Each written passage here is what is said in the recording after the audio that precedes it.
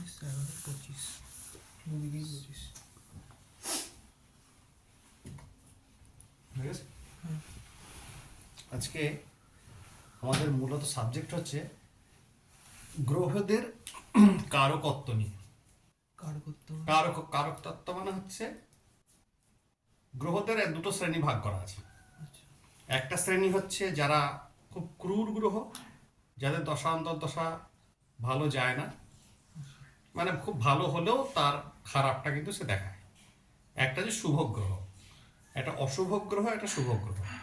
শুভ গ্রহের মধ্যে যখন আমাদের অশুভ হলেও কোনো স্থানে হয়তো অশুভ, শুভ গ্রহ অশুভ হয়ে বা বৃহস্পতি খারাপ আছে, কিন্তু সে বৃহস্পতির দশা অন্তর্দশা চলাকালীন অতটা খারাপ হয় না, কারণ সে গুরু। বুঝে গেল? কারক তত্ত্বটা কি? কারক তত্ত্ব হচ্ছে এরকম, একটা মানুষ হয়তো খুব খারাপ কাজের সঙ্গে সংযুক্ত, দেখা গেল সে মানে পেটের দায়ে চুরি করছে, বড় হয়তো সে কোনোদিন এমএ পাস করেছিল বা সে কাজ পায়নি বলে সে চুরি করতে গিয়েও কিন্তু তার একটা মানে নৈতিকতা থাকবে। সে চিন্তা করবে যে আমি যদি এটা নিয়ে চলে যাই সে হয়তো পরের দিন খেতে পাবে না। আবার কোনো একজন খুব দুর্দান্ত ব্যক্তি, তিনি এখন মানে খুব নিচু শ্রেণী থেকে উঠে এসছেন, তিনি অন্য কারোর ক্ষতি করবার জন্য দুবার চিন্তা করবেন না। এটা হচ্ছে ক্রূর গ্রহ। ঠিক আছে, শুভ গ্রহ এবং ক্রূর গ্রহ। তাহলে আমরা শুভ গ্রহের মধ্যে কারা কারা পড়ছে এখন জানা দরকার।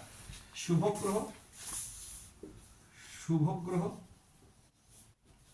শুভ গ্রহের মধ্যে প্রথম 1 নম্বর হচ্ছে বৃহস্পতি, দ্বিতীয়ত হচ্ছে শুক্র, তৃতীয় হচ্ছে বুধ, চতুর্থে চন্দ্র। এদের যত খারাপই এদের দশা অন্তর্দশা আসুক না কেন, এদের অতটা প্রবল খারাপ হয় না। মেবি হয়তো এরা কোনোভাবে ম্যালিফিক হয়ে গেছে, ম্যালিফিক মানে অশুভ স্থানে বসে গেছে, কিন্তু তা সত্ত্বেও এদের দশা অন্তর্দশা যেরকম কেতুর অন্তর্দশা বা শনির অন্তর্দশা বা শনির মহাদশা বা কেতুর মহাদশা যে খারাপটা করে, এরা সেটা করে না। ঠিক আছে, ওই বললে যে যে চুরি করতে গেলে নৈতিকতার মধ্যে দিয়েই সে যায়। এটা তখন হবে যখন এই শুভ এই গ্রহগুলো শুভ খারাপ গ্রহের জায়গায় মধ্যে খারাপ যাবে, তখন হবে। আচ্ছা, আর এদিকে হচ্ছে অশুভ গ্রহ, অশুভ গ্রহ, অশুভ গ্রহ। অশুভ গ্রহের ক্যাটাগরির মধ্যে প্রথম যাকে পাই সেটা শনি। প্রথম হচ্ছে শনি, শনির নামটা প্রথম আসে। দ্বিতীয় নামটা আসে রাহু,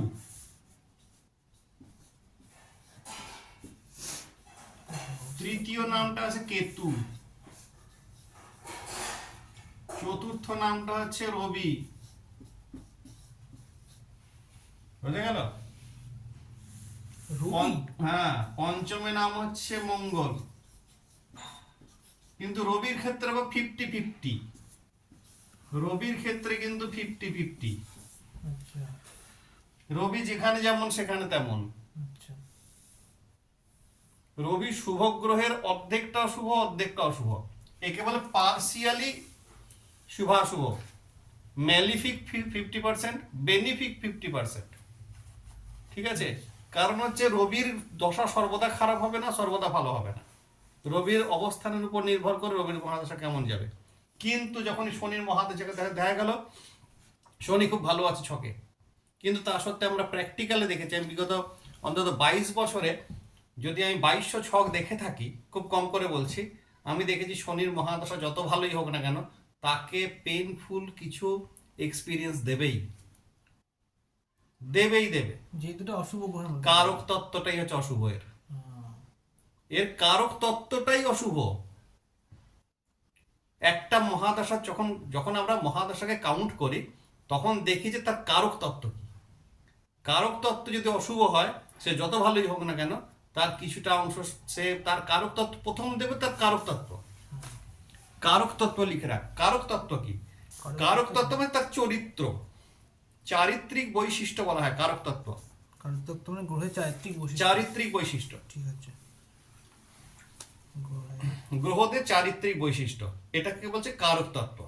চারিত্রিক বৈশিষ্ট্য। কারক তয় বয় তত্ত্ব, কারক তত্ত্ব।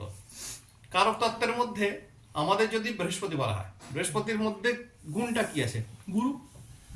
সর্বোপরি একজন আমার মূর্খ হিতকারক ভালো না চালাক বিদ্যান শত্রু ভালো? গুরু হচ্ছে বিদ্যান শত্রু। যদি খুব খারাপ হন, বিদ্যা শত্রু। বিদ্যান শত্রু ভালো, কিন্তু মূর্খ হিতকারক ভালো না। বুঝা গেল? কেউ ফোন করছে নাকি? তাহলে না, গুরুর ব্যাপারটা হচ্ছে সম্পূর্ণভাবে এ